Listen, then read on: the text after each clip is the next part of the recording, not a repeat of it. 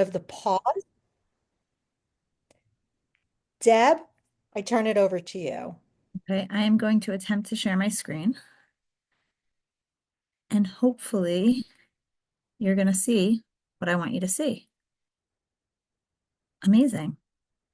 Okay, awesome. So we are speaking tonight about the power of the pause. And um, what is the power of the pause? And when we talk about the power of the pause, we talk about knowing how to apply the brakes in our lives. So imagine trying to stop a Ferrari speeding down, going 70, 80, 90 miles an hour, and trying to stop short with bike brakes. What will the results look like? Deb, excuse me, we're not It- seeing any of the slides going, just power of the pause. Again, Again, it's so weird. there you Oh, go. no, it went. I didn't do anything and it went. Okay, sorry. Okay, so having ADHD is like having a Ferrari engine with bicycle brakes. And this is from Dr. Edward Hallowell, who is a premier um, psychiatrist in the ADHD world. And he says, what would it look like? You're going 70, 80, 90 miles an hour, zooming down the highway, and you try to stop short on your Ferrari with bike brakes. What will it look like? What would happen? What are you going to end up with? The car wouldn't stop. You might get it to slow down a drop, but that engine is so much more powerful than those brakes. There's no way. Our ADHD brains are going and going and going and going and going and going and going and going faster and faster and faster. But sometimes in life, we need to slow down. Think about what we're doing. Where are we going? How we should be moving forward. Our goal in life is to boost those brakes. We want to boost the brakes so that we can slow down and stop before we crash hard. We want to think before we speak so we don't ruin our relationships. We want to be able to read the room in social situations. We want to gauge reactions. We want to give and get feedback. We want to sleep. We want to eat. We want to drink. How many times do we forget those things because we're just going? What are some real life examples where better breaks may help? And I invite you to throw some examples into the chat. Where can in your life you can find that better breaks might help you?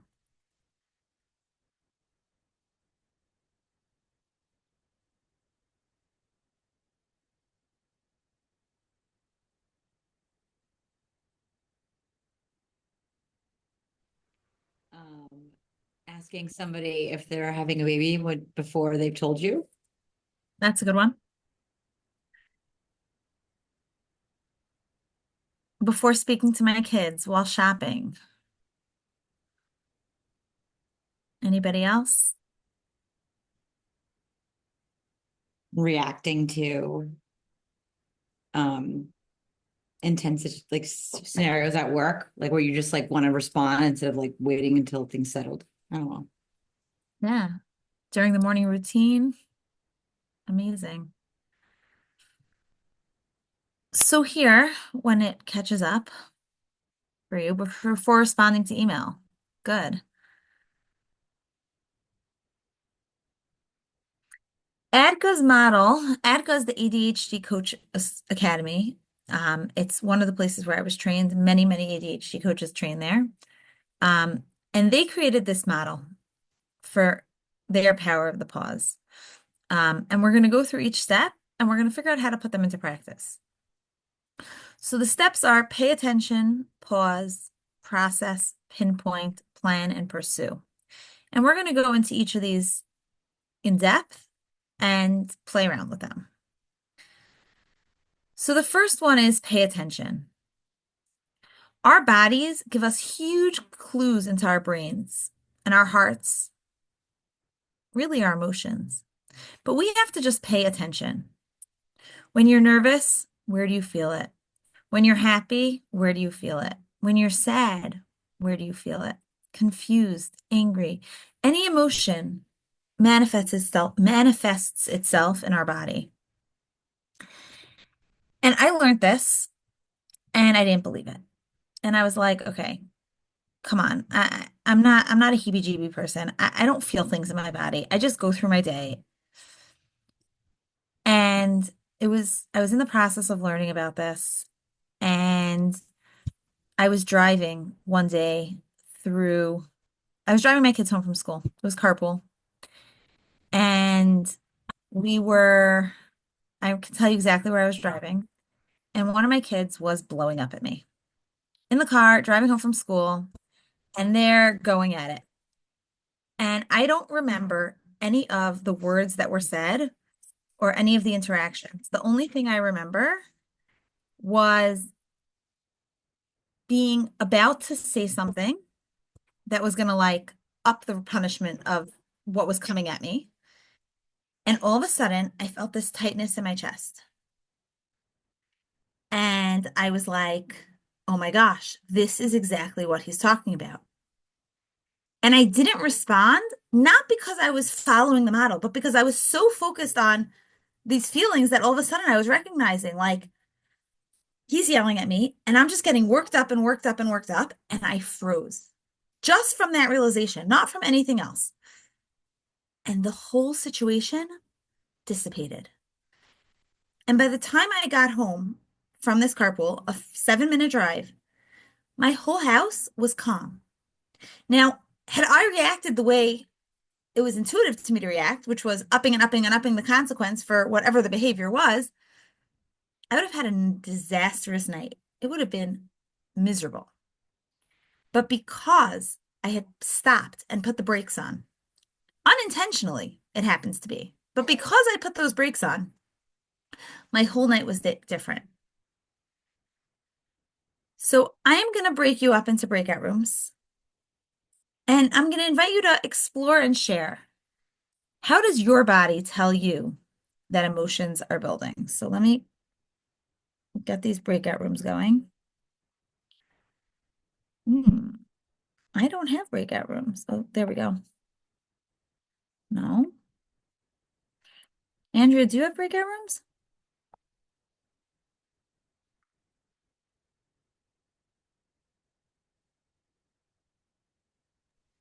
Sorry, we may need to do it as a group. I don't have breakout rooms. Okay. Fine. So then we're going to have to do it as a group. Okay. So I'm going to invite anyone who would like to share or to discuss really how, where in your body do you feel emotion? And when do you feel that emotion? Your heart races. Anna, what does that mean for you? I just start feeling like it's gonna like come out of my chest. Like it starts going like really fast. I feel it in my gut. I start feeling like tightness in my gut, and my ears start getting red. And from what I've been told by others, my vein in my in my forehead kind of pops. And what does that mean for you? What kind of It emotion does that signify? it means that I'm getting aggravated. Something's happening. Something is giving me that reaction. It's not always anger. It just means it something got me. It could be happy. It could be sad. It could be anger. It could be. They all kind of feel the same. It just means it's something that is making me have a strong reaction, and it could go whichever way. Yeah. Anyone else? Andrea said tightness in my stomach and chest. Joni said my neck and shoulders get tight and I feel heat in my body, especially my head. Joni, what does that mean for you? What emotion is that? Um, it can be a number of different emotions, actually. It can be anger, it can be embarrassment,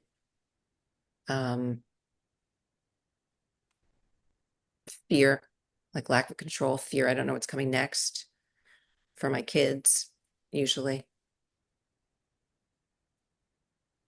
Anyone have anything that they can share when they have a positive emotion? Excitement, joy.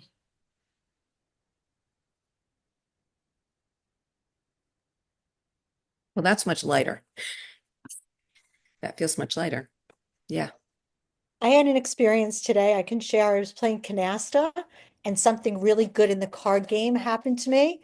And I just lit up. My eyes lit up, my cheeks just, I was smiling and I just felt like Joni said, just lighter all over. And this breeze of happiness came to me. Yeah. So we can feel it in so many different ways, and every one of us will feel different. You know, there's no right or wrong. This is what you feel. You know, I guess I'm thinking like I teach high school. The classic thing is something exciting happens, and what does everyone do? Everyone shrieks, right? There's so much shrieking going on in that building all the time. And what is it? It's excitement, it's joy. But where does that come from? That need to shriek, right? The It's not something we control. It's just there. So, okay, so we all feel differently. And you know, what some people shared could apply to you and it could not. But you might have different feelings that apply to you. Um, to let you know that your emotions are building. So now that we've paid attention, we would like to pause.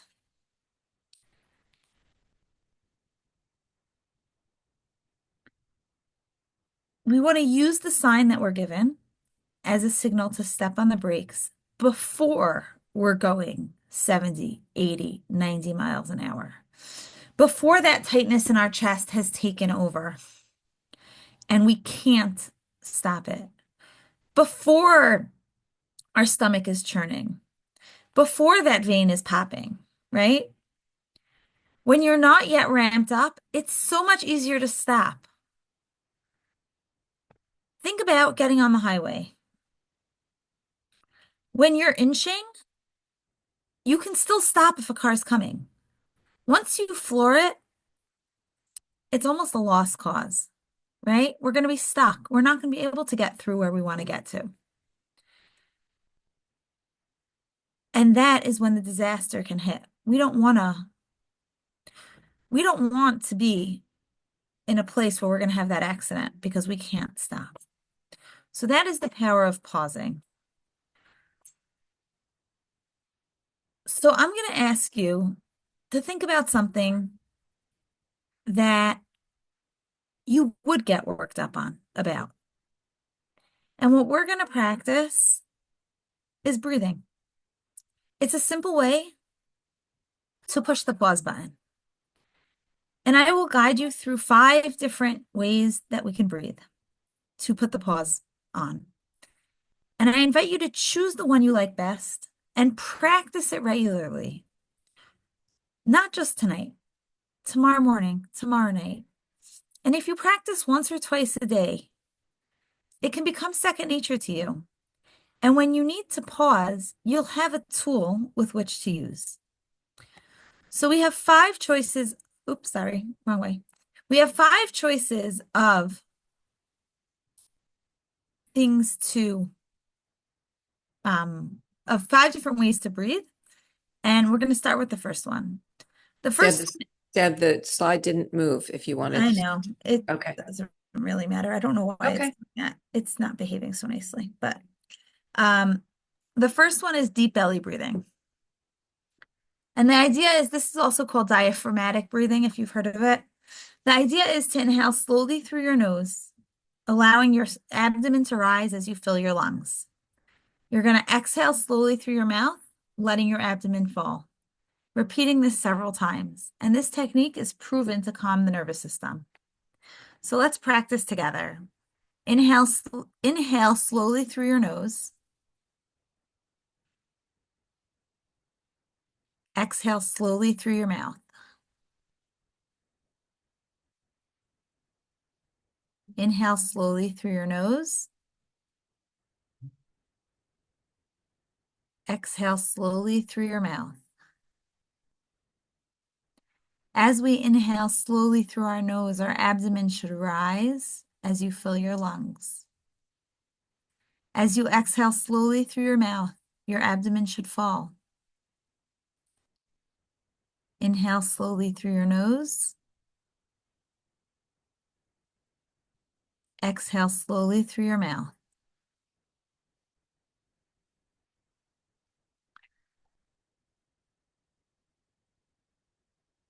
And now we're going to move on to the next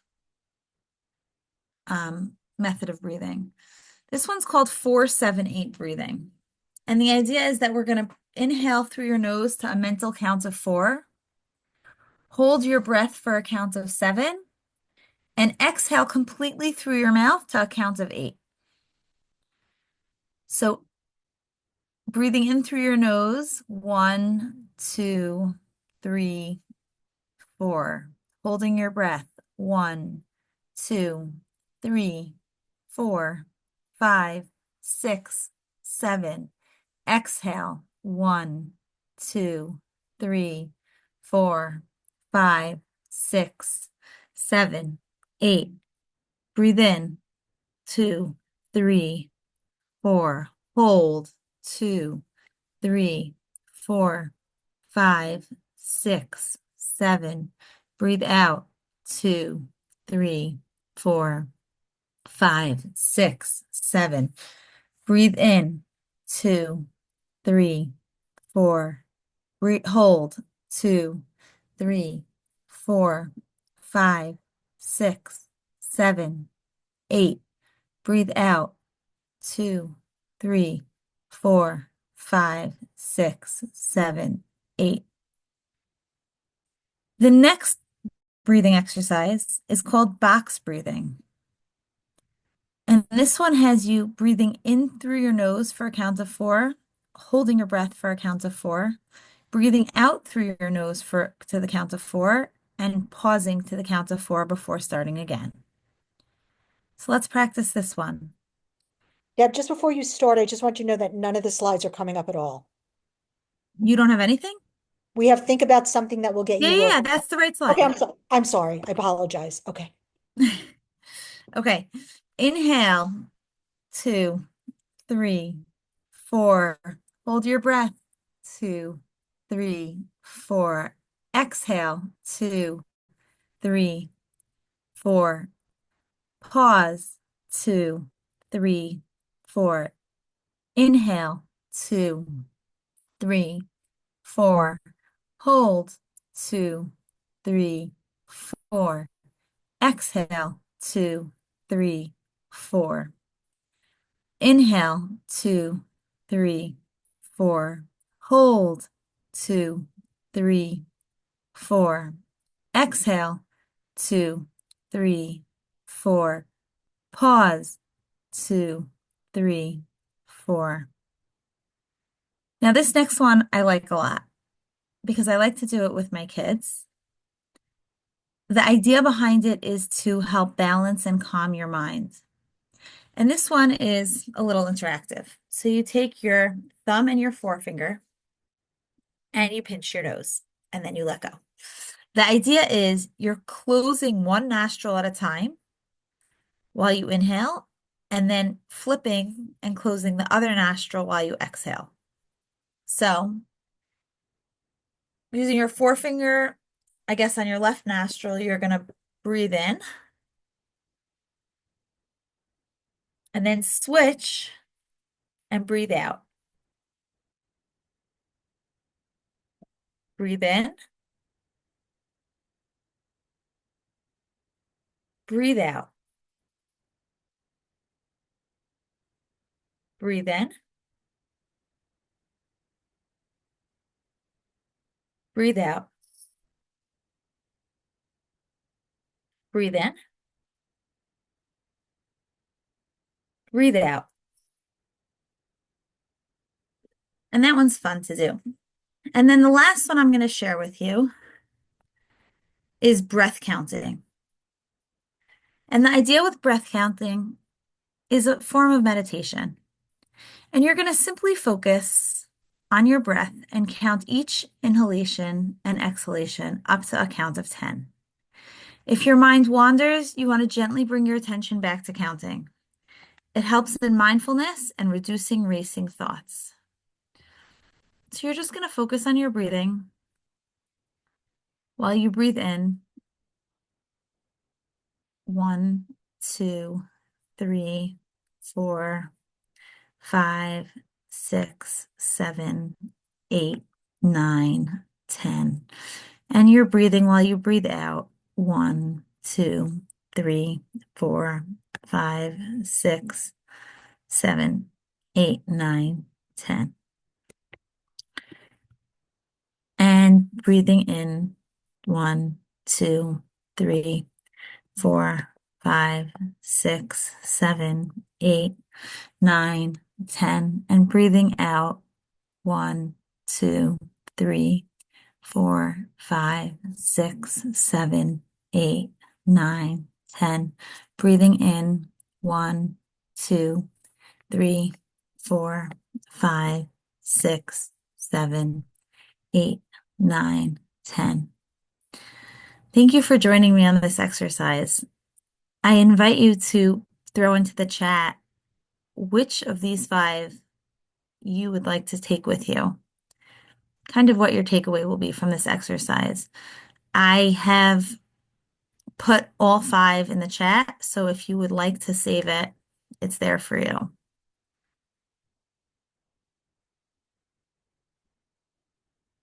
But what are you taking away from this? What are you going to continue to practice?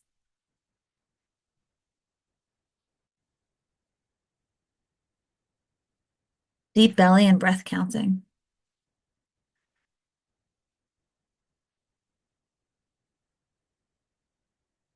Box breathing. Deep belly breathing. I love this.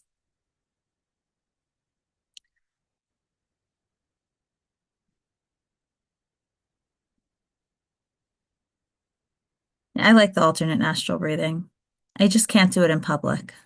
So I like to have another one in my tool bag for that. Okay.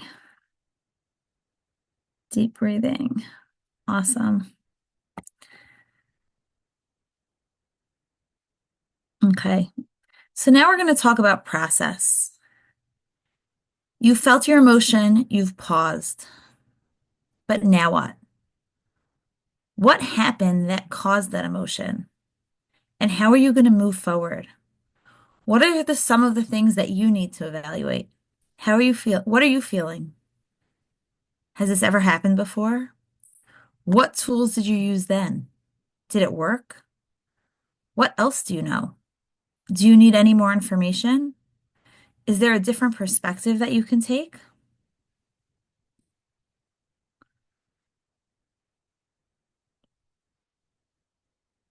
So what I'm going to do is I'm going to throw a scenario in the chat and I'm going to read it out loud.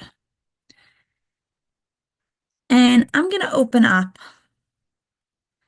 the conversation because we were supposed to do this in breakout rooms, but we can't. So we're just going to pivot. And I'm going to invite you to look at the scenario. What thoughts, emotions, or memories need to be pulled out before a plan forward can be made? And I would like to talk out the internal process. What might be going through your brain? So, scenario 1, you spend many hours preparing a document for submission in a journal that you are confident would accept the article, and you were rejected over a technicality.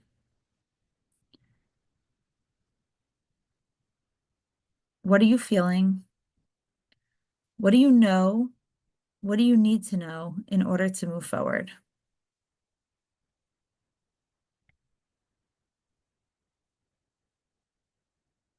You can throw something in the chat. You can unmute yourself.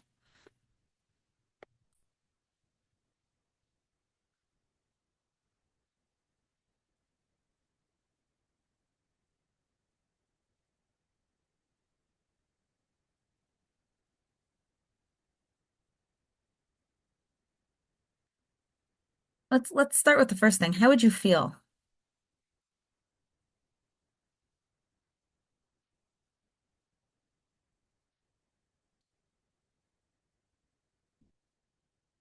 freeze, feeling the weight of overwhelming frustration, upset, disappointed. What would that feel like? How would you know those are your feelings?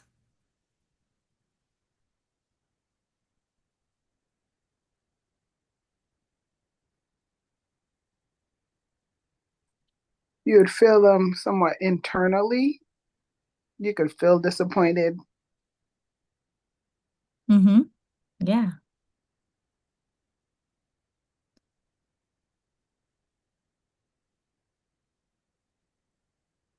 So what are you going to learn? What do you know about the scenario? What do you need to find out in order to process that disappointment? So Andrea put in the chat, understand more about what was wrong so that I can at least learn from it and not stir in my anger. Joni wrote, what went well, what didn't?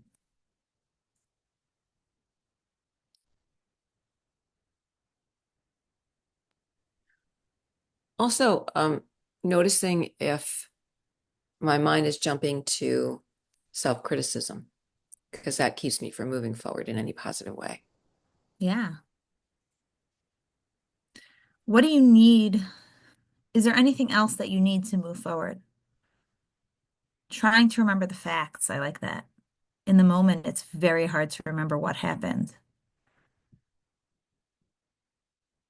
And we create scenarios in our head often, right? Remembering the exact situation. I'm going to throw up scenario number 2. Scenario number 2, your shared office space is consistently in a state of disarray. You plan to surprise your coworker with a cleaned office space and are knee-deep in reorganization when they walk into the office and launch a tirade about how disorganized you are and how unfair it is to them.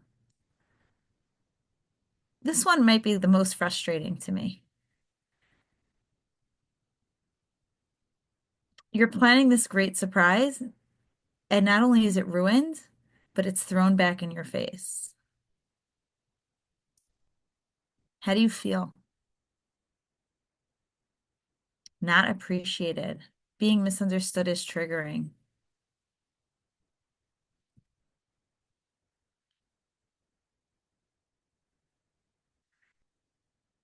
If you're working on the Ferrari engine and only bicycle brakes, how might you react?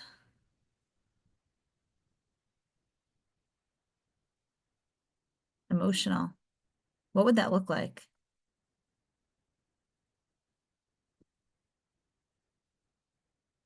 Feeling the need to defend my actions. Anna, you're nice. I would probably throw the whole thing in their face and say, I tried and I'm done now.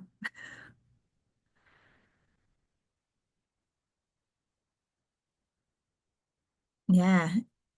Yelling, quiet, attacking. And then what can we learn from this to be able to move forward?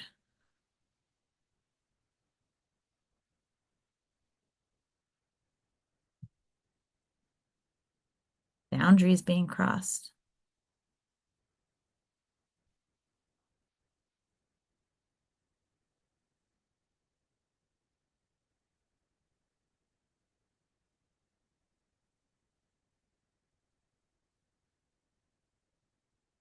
Not necessarily me.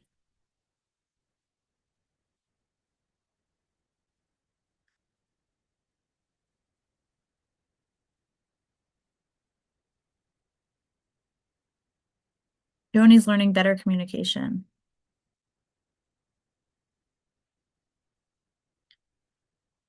Okay, scenario 3.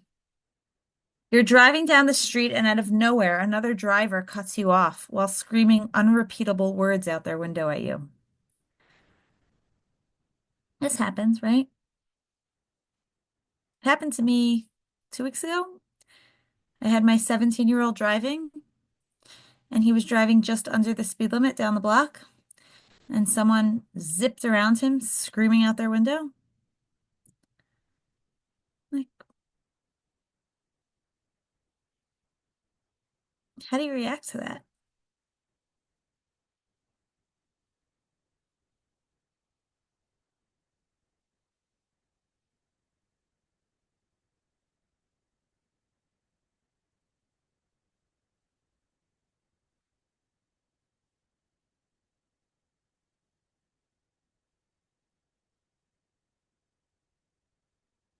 Opportunity to practice compassion for myself and the other driver. Joni, I will say that was my reaction. Andrea, what I would want to do and what I would do as a lady are two different things. We need to be in control as a parent. Our kids are always watching us. That is so true.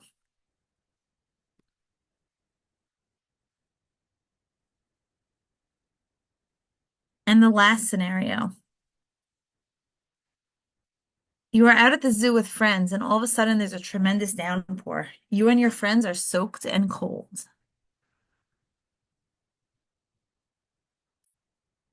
What I like about this one is that there's nobody else involved. There's no perpetrator. We can't shift blame.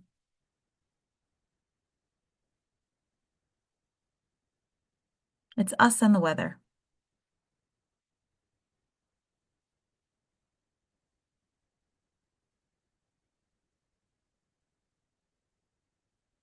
What are your feelings? What are you feeling?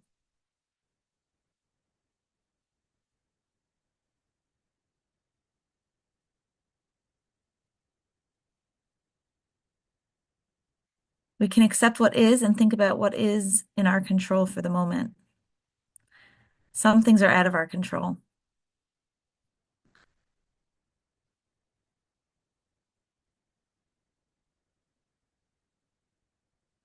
Anybody else? Time to end the zoo trip and get coffee or tea or hot chocolate. Joni, I'm joining you for hot chocolate.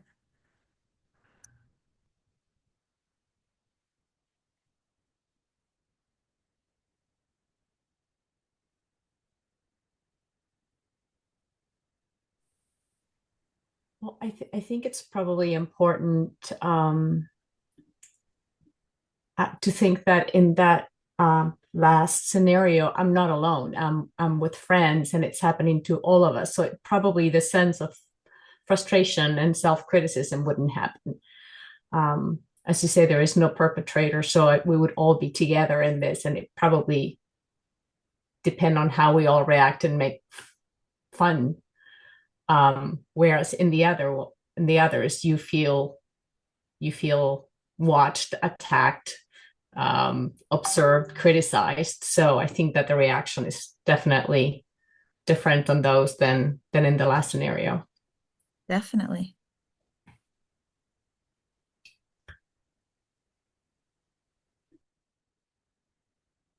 It's definitely more triggering when we feel wronged. The question is,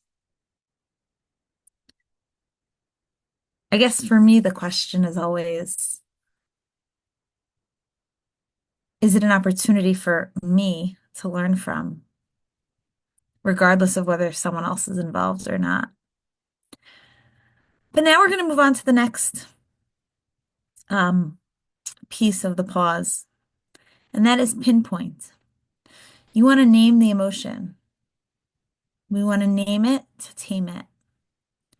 Once you can identify the root of the problem, you can use your strategies to diffuse it or just choose to sit with the emotion. That's a choice as well. So I'm going to describe a feeling, and this is going to be fun. I'm going to describe a feeling. I want you to type into the chat what emotion comes up for you. There are no right or wrong answers. And what's going to be fun to see, and I've done this a few times, is that what emotion comes up for one person is going to be a different emotion for someone else. So let's start with tightening in your chest. Type into the chat what emotion that is for you when you feel tightening in your chest. Anger, hurt, confusion, anxiety, desperation, fear, worry.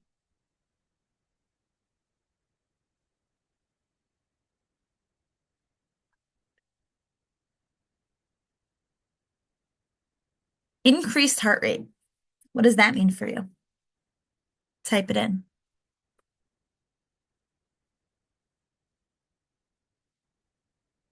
Excitement, anger. Those are like pretty opposite emotions. What about sweaty palms?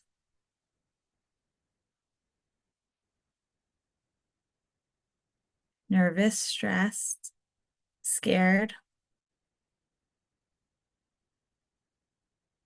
Nervous, anxious. What about a clenched jaw?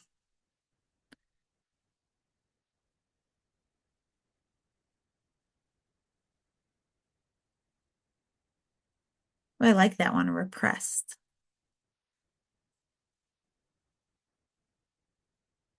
Frustrated, trying to keep my cool. Anticipatory anger.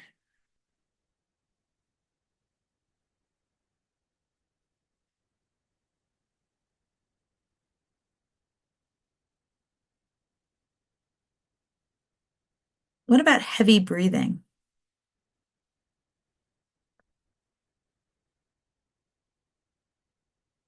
Frightened.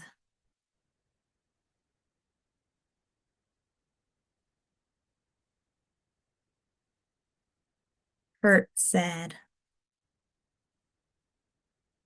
I would throw sighing into the heavy breathing. Rushing.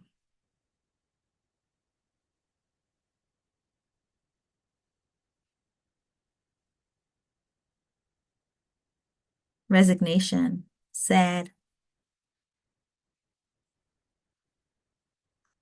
What about jumpy, can't sit still?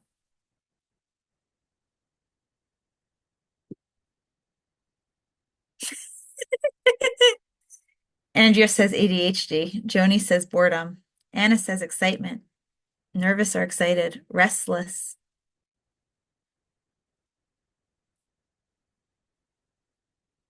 What about flying?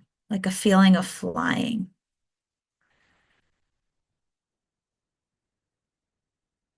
Happy, joyful, free. Love.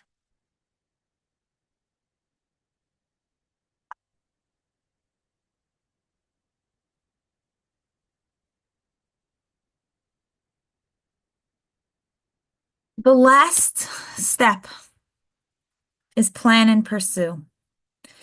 We want to organize our thoughts, we want to prioritize, and we want to take positive action. We want to pull together all the information that we've discussed and make choices that can move you forward in a positive way. What are you going to do right now? In an hour? In a day? In a week? Or longer term? When are you going to circle back to this situation to evaluate?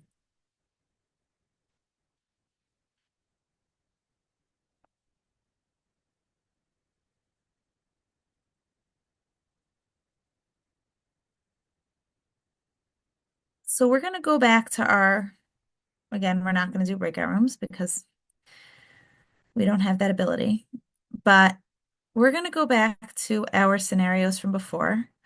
And if you scroll up in the chat, you'll find them.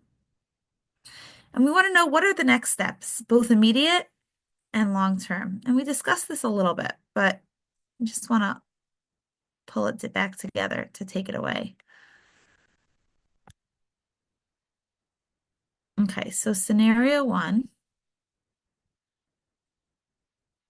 You spend many hours preparing a document for submission in a journal that you were confident would accept the article, and you were rejected over technicality. What are your next steps?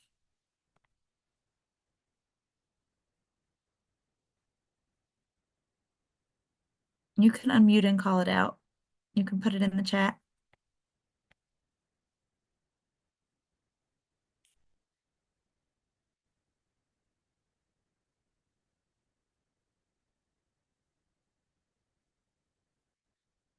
Is there a way to remediate? Self-advocate.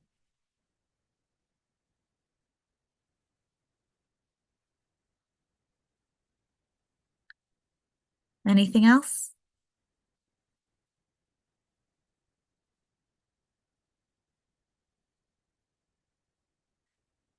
Scenario 2. Your shared office space is consistently in a state of disarray. You plan to surprise your coworker with a cleaned office space and are knee-deep in reorganization when they walk into the office and launch a tirade about how disorganized you are and how unfair it is to them. How can you move forward from that?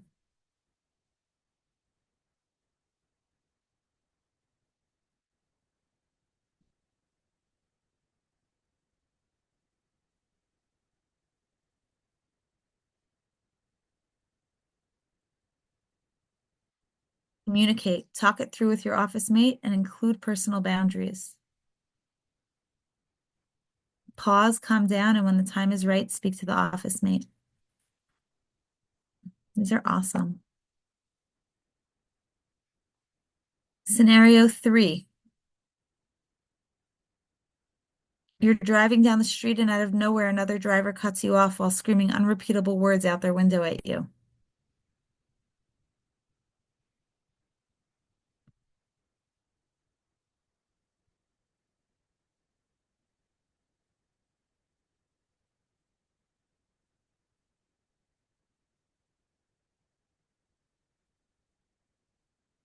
Ignore. His, her problem, not mine. Yeah, I don't know that there's a long-term action step for this one, but in the moment, recognizing that it's their problem, staying in my lane because it's their challenge. Pray for them. I like that one. And the last one is you're at the zoo with your friends and you get soaked. What are your takeaways from that one?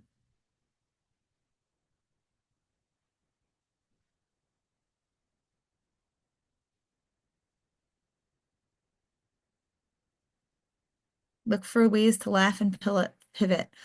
Look at the forecast before heading out. Be prepared. Take a picture and remember. Enjoy the moment with my friends. Yeah, totally.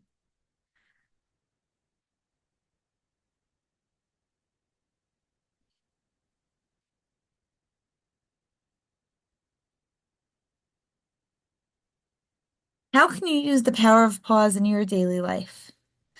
If you're willing to share, what are you walking away with today?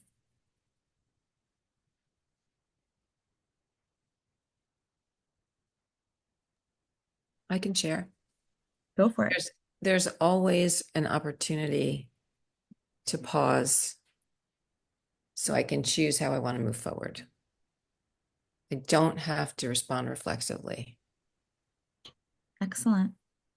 Not everything needs an immediate response. Learn from mistakes and be more self-aware. Recognize that there are some things that we can't control.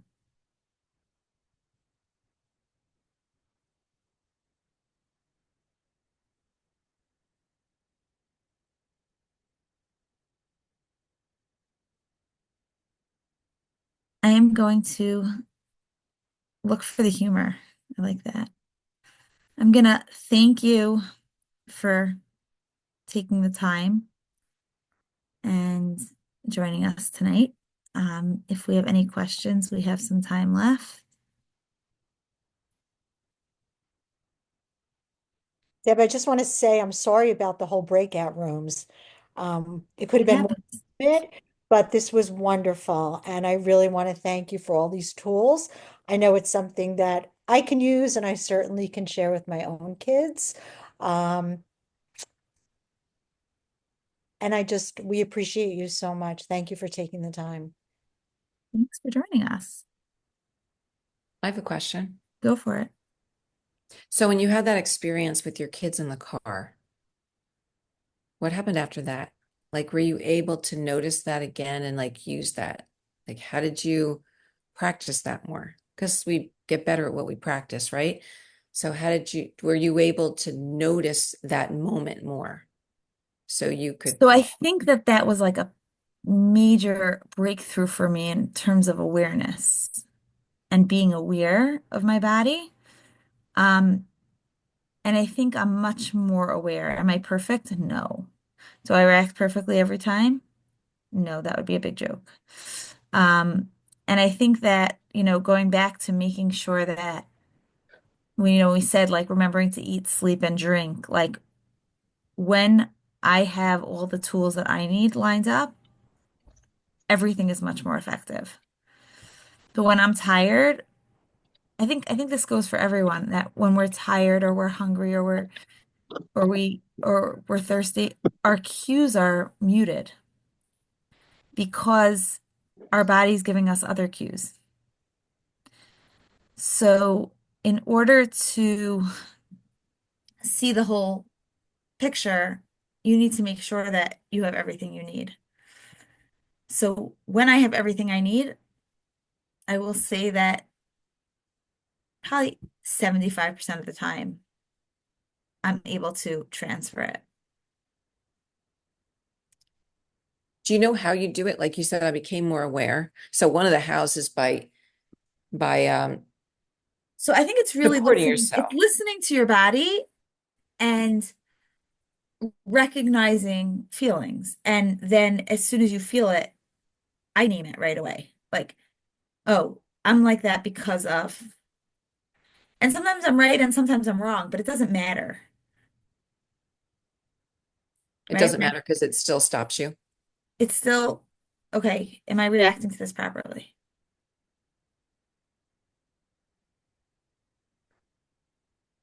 And again, I'm not perfect at all. I have miles to go, but it's something that I'm able to use and enables me to be a calmer parent and a calmer teacher and a calmer wife and a calmer friend. And therefore, everything goes smoother across the board. And I think that that last piece of, it's not me, it's them. I like to remember I'm only in control of myself and my reactions, not anyone else and their reactions. And when I can do that, it can keep me centered. It helps us own our own reaction as well, and not make, say, our child responsible for our reaction, right? It's not their fault that I'm exploding. I'm in charge of my exploding. And these tools that you've presented tonight are ways that I can be in control of myself. That's the goal. And these are tools we can teach our kids also.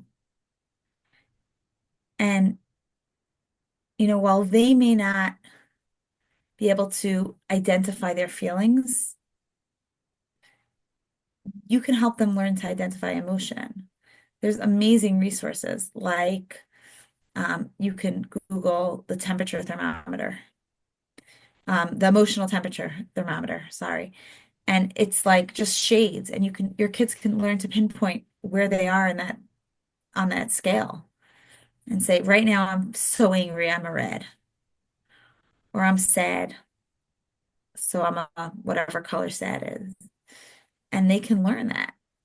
And that's giving them the language and giving them the tools. One of the things that helps me also is that knowing that I don't have to talk about this right now. I can talk about it later when I'm calmer. Or there will be another opportunity very soon to talk about the same thing. Because things, there's a pattern that we keep having in our families, right? So, but knowing that like I don't need to talk about it right now. And if I do talk about it right now, it won't come out right, or I'll be yelling it so they can't hear it anyway.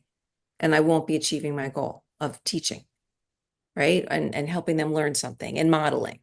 So like knowing, even if I say to myself, no, this is something they really need to know. I have to respond to this. You can respond, but you don't have to respond in that moment. I don't have to respond in that moment when I'm not going to be responding the way I want to anyway. Right. I just want to say that, just to add to what Joni said, that sounds like such an easy thing to do, or I mean, it's easy to say, certainly, but it takes so much practice. But the more you consistently practice and give yourself permission to take time for yourself and to recognize when you are having a reaction to something. That's where it starts, right? And then if you can see the benefit of it, because I've gotten a lot better at not having to have the last word or even the first word, but just to just say nothing and see where things land and not react immediately. So thank you. Yeah. There's also a piece of like thinking about it when you're calm, right? And looking like Deb, you're talking about, let me look back at this. Let me review this situation, the scenario that just happened, right? And you do that when you're calm. And you can see the pattern of what doesn't go well every single time. When I respond this way, we end up in the same argument, right? With the same escalation. So how can I do something differently? And planning, you talked about planning. How am I going to plan to do something differently? And how am I going to access that planning when this thing happens again? So all the pieces that you talked about tonight, I'm just reiterating them. Looking back on it, how am I going to do this differently? So I can access and show up the way I want to show up and be the parent I want to be the coworker I want to be the person I want to be. So yeah, it's super hard, way easier if you do it when you're calm. So you have a plan for when your head explodes. Right. Or catching it before your head explodes. By knowing the feeling in your body, right? By knowing, I know what's coming next. I feel it rising in me. I had an aura on Saturday night and I knew I was getting a migraine. And I was like, what am I stressed about? I'm not stressed about anything. And then I'm like, you know what? I think I had a migraine for no reason. And it was like, oh, you mean that can happen also? Like I'm so stuck on there's a reason for everything. But yeah, that's what it is. It's what can we learn from this?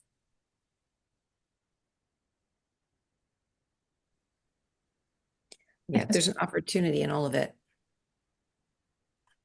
There's an opportunity to do something differently. I just want to make sure that nobody and that anyone else doesn't have any questions. Give anyone else a chance. I would say just on the heels of what you girls talking about, I come up for myself how to practice it, like kind of allow myself to take 3 breaks a day. So even when you're not super stressed, you're like, okay, that would be a good opportunity to take a break. So when you practice it while you're not so stressed, then it's kind of built in your toolbox. And then maybe it will pop up that idea later on when you actually really, really need it. So like just challenge myself like every day, okay, take 3 breaks today. Like what would be a good timing? Awesome. Thank you. I think we really just need to go through life being more present, mindful, self-aware, and having these tools, like just practicing them so that when we need them, we're able to call them up immediately. Thanks, Deb. Thank you. I think I definitely, next time I am in some kind of an argument, will definitely pause and just analyze if my first reaction is that I am reacting purely emotionally to someone. You said a word during your presentation, there is no perpetrator. So I guess basically in some of the first scenarios, we always react not thinking that the emotional part is like somebody hurts you or you know that person yelling at you driving by, you want to yell back without really rationalizing it. So I think that one thing that I will definitely take away is I want to try and hit the pause button when I'm in a situation like that. And the first thing I want to ask myself, I mean, this is my plan, is am I just reacting? What am I reacting to? You know, without even thinking of an answer or analyzing the situation, am I reacting to this perpetrator, whatever the situation is? Why am I reacting so emotional to whatever the situation is? So I'm taking that away. I think without even thinking about what I'm saying or what it's been said, I want to stop myself from reacting emotionally, and maybe asking myself, why am I reacting? So that's, I thank you for that. Thank you. It's a great tool. I just want to, it's amazing, Veronica. And one of the things I want to add to that is, it's hard to remember in the moment, right? In the moment of dysregulation, so hard to remember. Then afterwards, we're like, oh, I didn't do that thing, right? So one of the things that can be helpful are Post-its. A Post-it note in the space where the thing happens most often. So if it's in the car, keeping a Post-it note all the time, when you pick the kids up, all the time on your dashboard so you can see it, right? Next to where the speedometer is. Or a Post-it note if the kids start to break down at right before dinner time, when everyone's hungry. A Post-it note on the cabinet, right where you're chopping up your vegetables, right? Or a Post-it note, wherever the scene of the crime is, a Post-it note that just says pause. You can have them all over your house if you need to. And your kids will see it too. And then there's conversation. Like, what's with the pause note, Ma? Let me tell you what's with the pause note. Right? And that's good. They hear it and it sparks conversation. Yeah. And even if they walk away and say, you're nuts, they've still heard it. They'll remember it in there, right? and they'll remember it and they're mulling it over. Yeah. It'll come in handy. Deb, is there anything else you wanted to share before we wrap up? I think so. I think we covered it all. Okay, and Joni, you put the dates for the international conferences. Thank you. And also put a little note in the chat about all of our support groups. Please come check them out. They're extremely valuable. We have incredible facilitators. And we hope to see everybody next month with Executive Function Coach Ellen Brown.